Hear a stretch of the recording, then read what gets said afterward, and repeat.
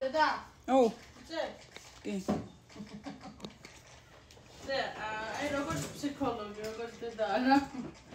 მითხარი რა მომენტში და როგორ დაასწავლო ბავშვებს რომ პასუხისმგებლობა აიღოთ თავის თავს.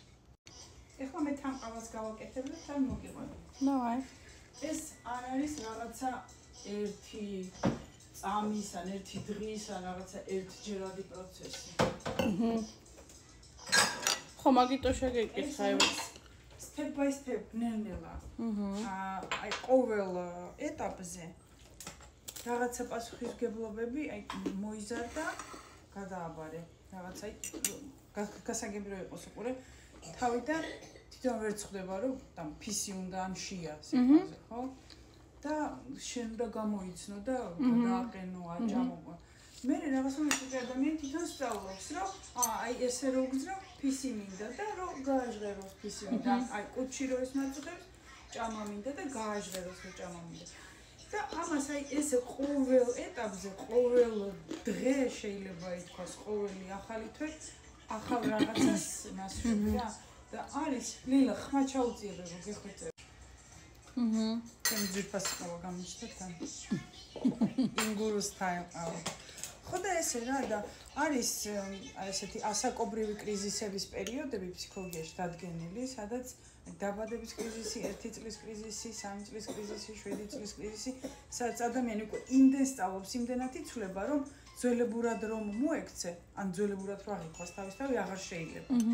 რა და всё, უკვე იცი რომ ამას კარგად აკეთებს და ეგრე არის ყველაფერში. მათ შორის, თქვათ, დილით ადრე ადგომა გაღვიძება რომ თავისი დგება ადამიანი და არ ჭირდება, ხო? გაიხსენი შენი ძმა თავის თვითგვიძები და უკვე ჩემი თვითგვიძებია. შენ ვაფშე მარტო კი არ იღვიძებდი, ყველაფერს იკეთებდი და მიდიოდი სკოლაში ეგრე. დამოუკიდებლად აბსოლუტურად და ეს ხარჯზე მიტინაში გადავედით, შენ უკვე იყავი 4 კლასში, 11-10 წლის, ხო? და მე აღარ მიგვიძებდი აბსოლუტურად ჩემთან აკეთებდი ყველაფერს. ასწავლია ჩვენებ და აკეთებინებ რა. და всё, მე ისა. და ყველაფერში ეგრეა, მათ შორის აი დამოუკიდებლად ცხოვრება, სისუფთავის შენარჩუნება, ჰიგიენის შენარჩუნება, საკუთარ ჯანმრთელობაზე ზრუნვა.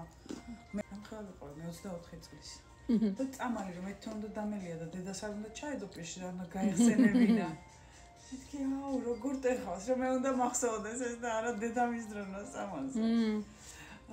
და ეგრე ყველაფერში მათ შორის ფულის შოვნა მათ შორის აი ახლა გაჩერდი ერთი წამი.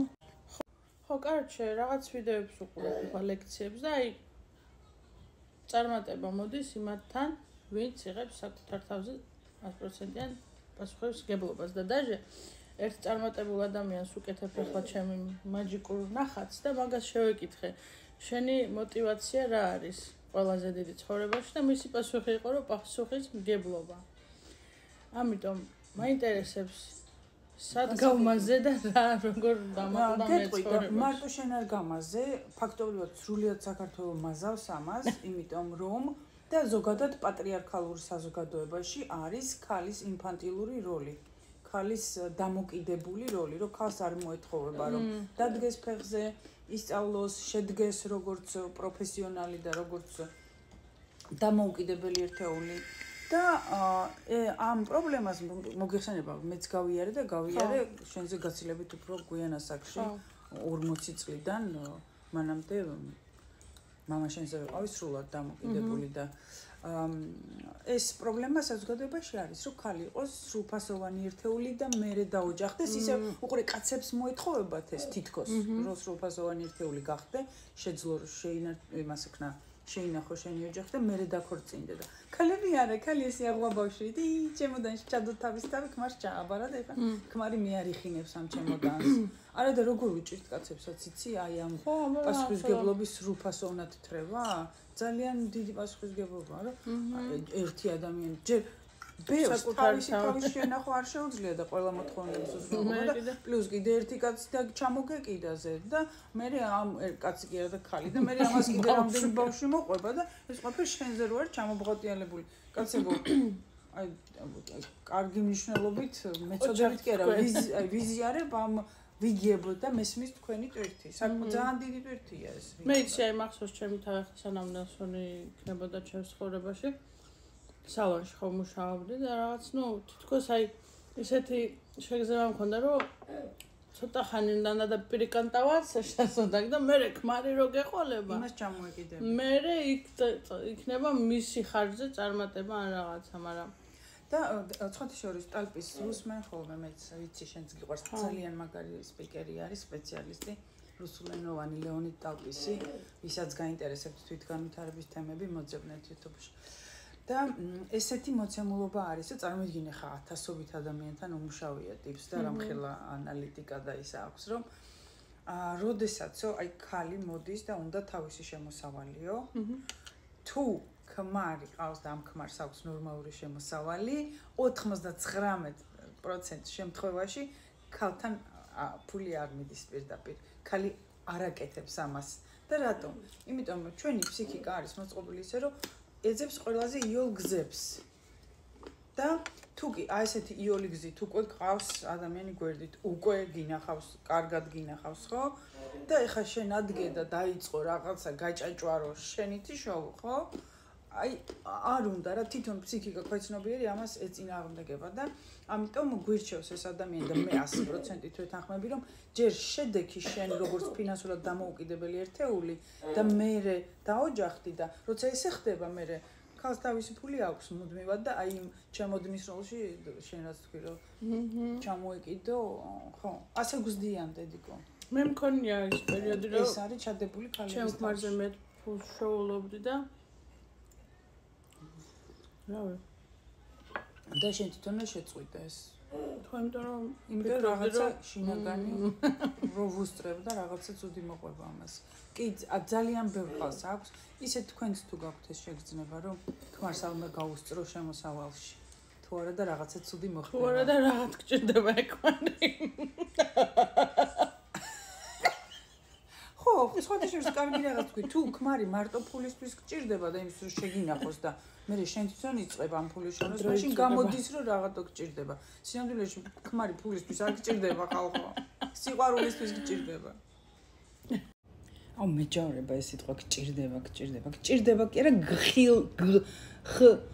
გლხინდება ვერ არ თქვი ესე იგი ჩემო ძვირფასებო თუ თქვენთვის აი ეს თემა აქტუალურია დასრული ხართ რომ ისია კაცყავა მაგრამ აი ამ ინფანტილს თქვენს თავში გრძნობთ უყურეთ მინდა რომ გაარჩიოთ ერთი მეორისაგან შინაგანი ბავშვი რომელიც ცხოვრების ხალისსა და ენერგიას და ინტერესს ინარჩუნებს ეს უნდა იყოს პიროვნების რაც არ უნდა 100 წლისაც რომ იყო შენი შინაგანი ბავშვი გაუფრთხილდ იმას და გაახალისე და გაანებივრე მაგრამ ინფანტილიზმი სხვა რამეა ინფანტილიზმი არის პასუხისმგებლობის მოცილება პასუხისმგებლობის სხვაზე გადაბარება იქნება ეს მეუღლე იქნება ეს მშობელი იქნება ეს რა ვიცი კიდევ ვიღაცა გნებავს სახელმწიფო გნებავს